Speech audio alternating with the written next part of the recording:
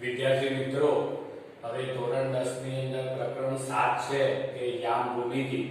યામ ભૂમિતિનું આગળ પણ આપણે પ્રકરણ ધોરણ 9 માં ભણેલા છે, જેની અંદર તમે ગ્રાફની અંદર, આલેખની અંદર ખાલી બિંદુઓનું નિરૂપણ કરેલું કે એનું x બિંદુ કયું છે, એનો x યામ, એનો y યામ કયો છે. હવે આપણે યામ ભૂમિતિની અંદર એ જે બિંદુઓ તમે સમતલની અંદર દર્શાવેલા છે, ગ્રાફની અંદર, આલેખની અંદર, એ બે બિંદુઓને જો જોડવામાં આવે તો એક રેખાખંડની રચના થાય છે. તો એ બે બિંદુઓ વચ્ચેનું અંતર કેટલું છે, તો અંતર શોધવા માટેનું આ વખતે યામ ભૂમિતિમાં આપણે કામ કરવાનું છે. બીજું છે કે બે બિંદુઓની અંદર ત્રીજું કોઈ બિંદુ એમનું વિભાજન કરે છે, તો એ વિભાજન પામતા બિંદુના યામ શોધવાનું છે. બરાબર છે.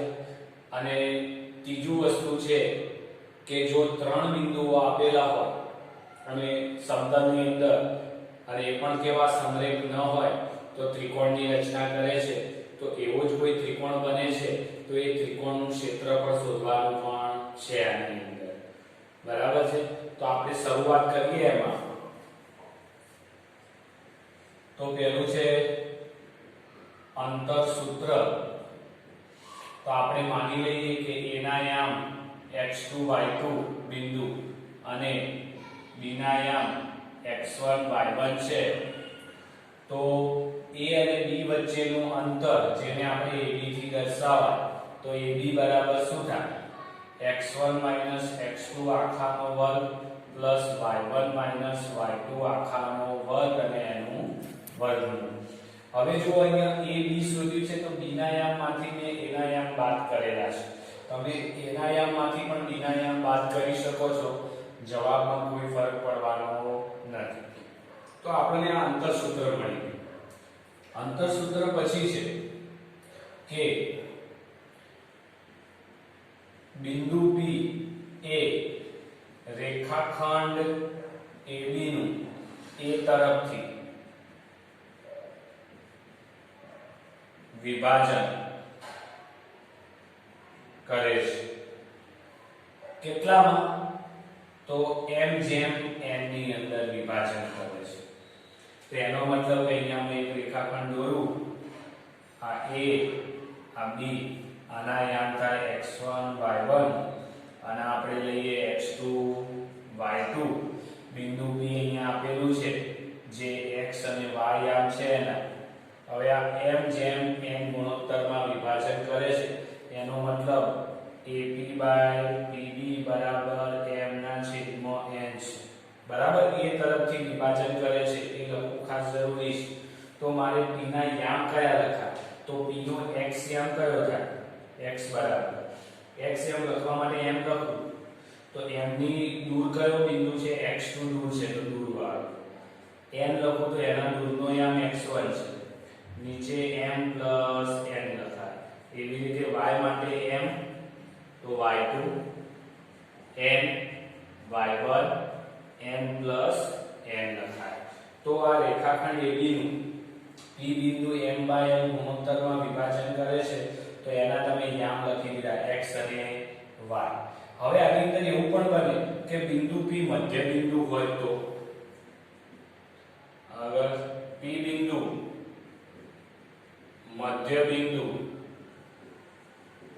હોય, તો જો p બિંદુ છે મધ્ય બિંદુ જ હોય, એનો મતલબ કે આ બાજુ a b અને વચ્ચે p છે, તો ab બરાબર pb આપેલું છે, અથવા તો m બરાબર n, ગુણોત્તર સરખો છે, અથવા તો એમ પણ કહેવાય કે m/n નો ગુણોત્તર કેટલો આવે?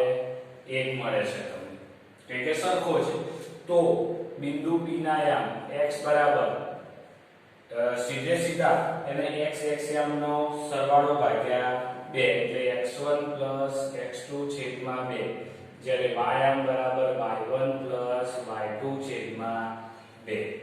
અત્યારે આપણે આ 1, 2 અને આ 3 સૂત્રોનો જ ઉપયોગ કરવાનો છે. જે ચોથું સૂત્ર છે ત્રિકોણનું ક્ષેત્રફળ, એ પાછળ આવે છે, પણ આ વખતે એના સિલેબસમાં પણ નથી. બરાબર. તો પહેલા આપણે આ 3 સૂત્રો દ્વારા દાખલાઓ ગણીશું.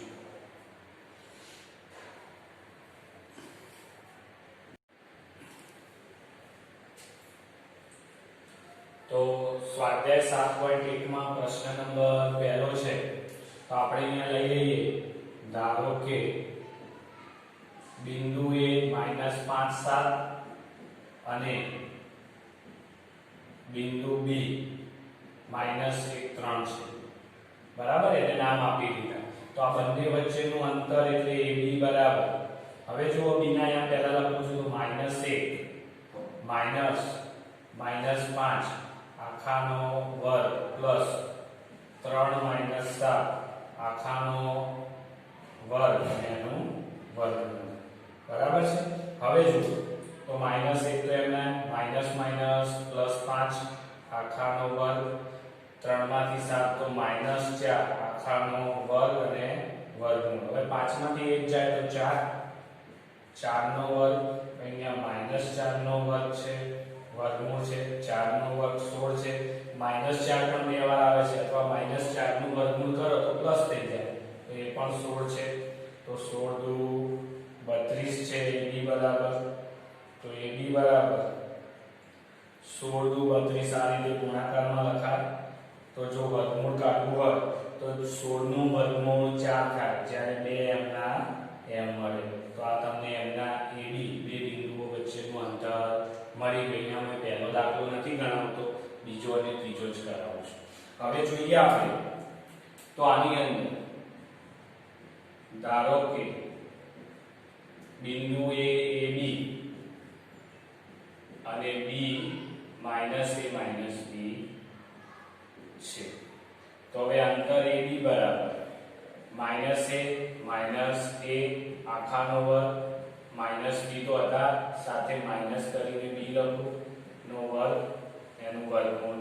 તો -2A નો વર્ગ અહીંયા 2B આખાનો વર્ગ વર્ગમૂળમાં. તો કેટલો જવાબ આવશે?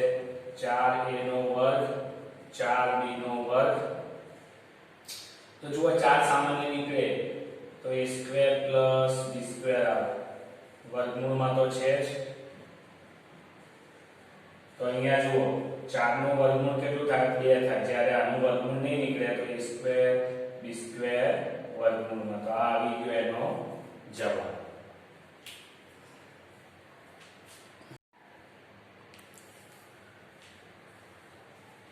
તો પ્રશ્ન નંબર 2 માં છે કે આપણે આ બે બિંદુઓ વચ્ચેનું અંતર શોધવાનું છે. તો ધારો કે A 0 0 બિંદુ અને B કેટલું છે? 36 15 છે. તો બંને વચ્ચેનું અંતર એટલે AB બરાબર 36 - 0 આખાનો વર્ગ પ્લસ 15 - 0 આખાનો વર્ગનું વર્ગમૂળ થાય. એનો મતલબ 36 નો વર્ગ પ્લસ 15 નો વર્ગ અને વર્ગમૂળ લેવાય. તો અહીંયા આપણે 36 નો વર્ગ છે 1296, 15 નો વર્ગ 225, વર્ગમૂળમાં લઈ ગયા આપણે બંનેનો સરવાળો 1296 અને 225. 6 5 11 1 9 10 12 1 2 4 5 1. તો 15 21 આવે છે વર્ગમૂળમાં AB. હવે કોનું વર્ગમૂળ 15 21 છે તો 39 છે. તો 39 મળી ગયા. હવે તમને આની સાથે એમ કીધું છે કે વિભાગ 7.2 ની અંદર બે શહેરો વચ્ચેનું અંતર શોધવાનું છે. બરાબર છે. એમાં શહેર A અને શહેર B ની વાત કરી છે. તો A શહેર એ B થી કેટલું છે? તો 36 કિલોમીટર પૂર્વ અને 15 કિલોમીટર ઉત્તરમાં આવેલું છે B શહેર. હવે A શહેર માટે શહેર A માટે યામ 0 0 હોય તો શહેર B માટે યામ કયા થાય? આ રાયત થાય છે કે 36 અને 15 દૂર છે. તો જુઓ આ A અને B વચ્ચેનું અંતર શોધવાનું છે અને જે ઉપર મુજબ AB અંતર મળે છે. તેથી AB બરાબર 39. હવે કિલોમીટરમાં વાત છે તો કિલોમીટર પર કેટલું? જે ઉપર મુજબ AB અંતર મળે છે AB શોધી કાઢેલું છે તો એ કેટલું હોય 39 ફરીથી શોધવાની જરૂર નથી કેમ કે બંને યામ આપેલા એ જ યામ છે માંથી હવે પ્રશ્ન નંબર 3 છે કે જેમાં 3 બિંદુઓ આપેલા છે અને તમને સમરેખ છે કે નહીં તે નક્કી કરવાનું છે સમરેખ બિંદુઓ એટલે સીધી રેખામાં આવેલા બિંદુઓની વાત છે તો ધારો કે A B અને C આ રીતે બિંદુઓ હોય કાં તો A C અને B હોય કાં તો ત્રીજી B અને C હોય અને વચ્ચે A હોય કાં તો B વચ્ચે હોય કાં તો C વચ્ચે કાં તો A અગર B વચ્ચે હોય તો શું થાય AC બરાબર AB BC થાય અગર C વચ્ચે છે તો AB બરાબર AC BC થાય અગર A વચ્ચે છે તો BC બરાબર AB AC થાય એનો મતલબ કે આ ત્રણમાંથી ગમે તે એક હોઈ શકે એનો મતલબ તો શું થયો કે તમારે તો બિંદુઓ વચ્ચેનો પહેલા અંતર તો શોધી લેવાનું છે જો આમાંથી કોઈ પણ એક સાચું પડે તો એનો મતલબ કે આ ત્રણ બિંદુઓ કેવા છે સમરેખ બિંદુઓ છે માટે એક જ રેખા ઉપર આવેલા છે તો આપણે પહેલા ABC લઈ લઈએ આને આપણે A બિંદુ કહીએ આને B બિંદુમાં લઈએ અને આને C બિંદુમાં લઈએ તો પહેલું આપણે શોધીએ AB બરાબર તો 2 માંથી 1 જશે તો 2 - 1 આખાનો વર્ગ અને 3 - 5 આખાનો વર્ગનું વર્ગમૂળ 2 માંથી 1 જાય તો 1 નો વર્ગ 3 જો અસમાન ચિહ્ન એટલે બાદબાકી 5 માંથી 3 જાય તો 2 અને મોટી સંખ્યા માઈનસ એટલે કે 5 માઈનસ છે તો 1 નો વર્ગ 1 2 નો વર્ગ 4 નું વર્ગમૂળ તો વર્ગમૂળમાં 5 મળી ગયા હવે આ જ રીતે BC શોધીએ B અને C તો -2 2 તો -2 આખાનો વર્ગ અને -11 અને 3 -3 આખાનો વર્ગનું વર્ગમૂળ તો સમાન ચિહ્નો સરવાળો 2 ને 4 4 નો વર્ગ અહીંયા સમાન ચિહ્નો તો સરવાળો 11 ને 3 14 એનો આખાનો વર્ગ અને વર્ગમૂળ લઈ લઈએ તો હવે આપણે શોધીએ તો 4 નો વર્ગ 16 અને 14 નો વર્ગ 196 વર્ગમૂળમાં તો આપણને જવાબ મળે છે 212 વર્ગમૂળમાં બરાબર છે હવે AB શોધ્યું BC શોધ્યું હવે આપણે શોધીએ AC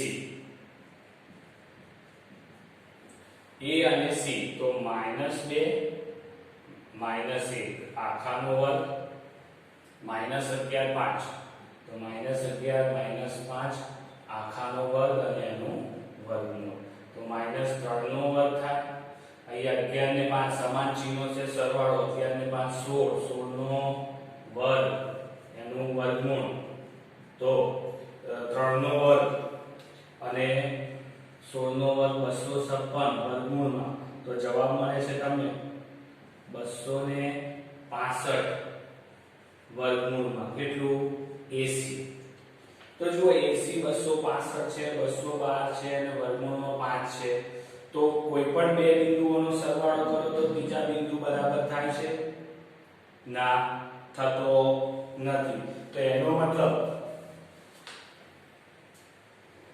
એક પણ ધારણા સાચી નથી એનો મતલબ શું થાય તો AC not equal to AB BC અથવા તો AB not equal to AC BC છે અથવા તો BC not equal to AB AC છે અને જેથી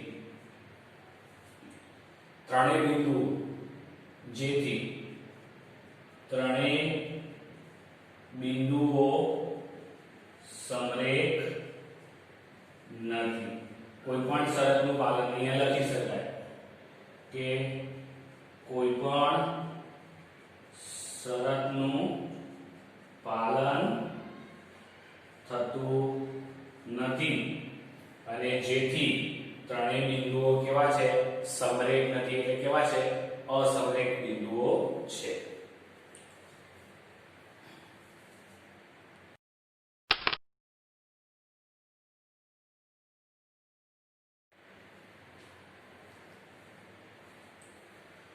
તો પ્રશ્ન નંબર 4 છે કે જેની અંદર તમને કીધું છે કે સમદ્વિબાજુ ત્રિકોણના બિંદુઓ છે કે નહીં તમારે ચકાસવાનું છે. તો ધારો કે a 5 - 2 5 - 2 b 6 4 અને c 7 - 2 છે. આવા બિંદુઓ લઈ લીધા છે. હવે આપણે અંતર AB શોધી કાઢો, તમે BC શોધી કાઢો અને બીજું કયું છે AC શોધી કાઢો. બરાબર છે. આ જ અંતર સૂત્ર વાપરવાનું છે. હું સીધા અંતર લખી દઉં છું. બરાબર છે કે આનું મળે છે તમને 37 કે ઝડપથી આપણે દાખલા ગણાય માટે. આનું પણ મળે છે 37 જ્યારે પેલાનું મળે છે 2. તો અહીંયા જુઓ તો અહીં AB બરાબર BC મળે છે કે નહીં? બરાબર છે. બરાબર. અને બીજું વસ્તુ કે જો એ કેવું છે ત્રિકોણના શિરોબિંદુઓ છે પાછા, તો AB બરાબર BC મળે છે એનો મતલબ કે બે બાજુઓ સરખી છે. તેથી ત્રિકોણ ABC એ કેવો થાય? સમદ્વિબાજુ ત્રિકોણ છે. કેમ મેં આ શોધ્યું નથી? હવે તમને આવડે છે બે બિંદુઓ વચ્ચેનું અંતર, તો તમારે લઈ લેવાનું. બરાબર. આટલું વસ્તુ વધારાનું હતું, મેં તમને બતાવી દીધું. હવે પ્રશ્ન નંબર 5 છે જેથી આપણે વિડિયો પણ ઝડપથી બને છે. એક વર્ગખંડમાં ચાર બિંદુઓ આપેલી આકૃતિમાં દર્શાવી છે એ રીતે રહે છે. આકૃતિ તમારી પાસે હશે જ, તો આકૃતિમાં જુઓ તમે તો બિંદુ A. હવે બિંદુ A ના યામ કયા લખાય? તો ઊભી લાઈન તમે જુઓ તો બિંદુ A છે 3 ઉપર આવે છે, જ્યારે આડી લાઈન પર 4 ઉપર આવે છે. એનો મતલબ બિંદુ A 3 4 છે. આ જ રીતે બિંદુ B નું યામ મળી જાય 6 7. બરાબર છે. બિંદુ C છે એના 9 અને 4 છે. અને બિંદુ D કે છે નીચેની તરફ જેના છે 6 અને 1 છે, તો 6 1 છે. બરાબર. હવે બિંદુઓના યામ આપી દીધા, તો તમને એમ કીધું છે કે અહીંયા વિચારવામાં આવે છે કે આ ચારે બિંદુઓ જે ગોઠવેલા છે એનાથી બનતી આકૃતિ કઈ હોય. બંને જે મિત્રો છે એમને એમ થાય છે કે એક કે છે ચોરસ છે અને એક કે નથી. તો આપણે શું કરવું પડે? બધા બિંદુઓ વચ્ચેનું આપણે અંતર શોધી કાઢીએ. પહેલા AB BC AC ને બધા, પછી જોઈએ તો પહેલું છે કે AB બે બિંદુ વચ્ચેનું અંતર, બીજું BC. બરાબર છે. તો AB અંતર તમને મળે છે 3/2. હું સીધું લખું છું. BC મળે છે 3/2. એ જ રીતે AB અને BC મળ્યું, AB શોધ્યું, BC શોધ્યું, તો CD શોધી અથવા DC પણ કહેવાય. અને બીજું A થી D અંતર શોધી કાઢીએ તો AB પણ મળે છે.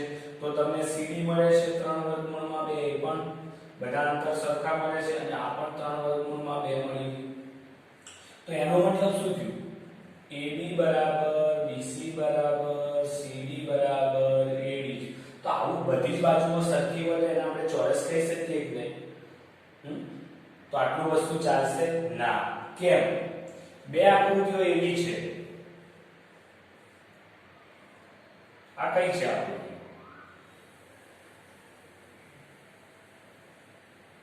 કે જેમાં બધી બાજુઓ સમાન હોય. એક કયો છે? સમબાજુ ચતુષ્કોણ અને બીજો ચોરસ છે.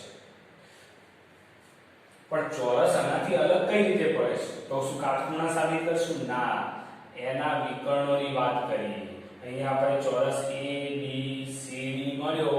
હવે એના વિકર્ણો પણ આમાં કેવા હોય? AC બરાબર DD હોય, જ્યારે આની અંદર AC not equal to DD સરખા ન હોય કે આની લંબાઈ વધારે છે અને આની ઓછી છે.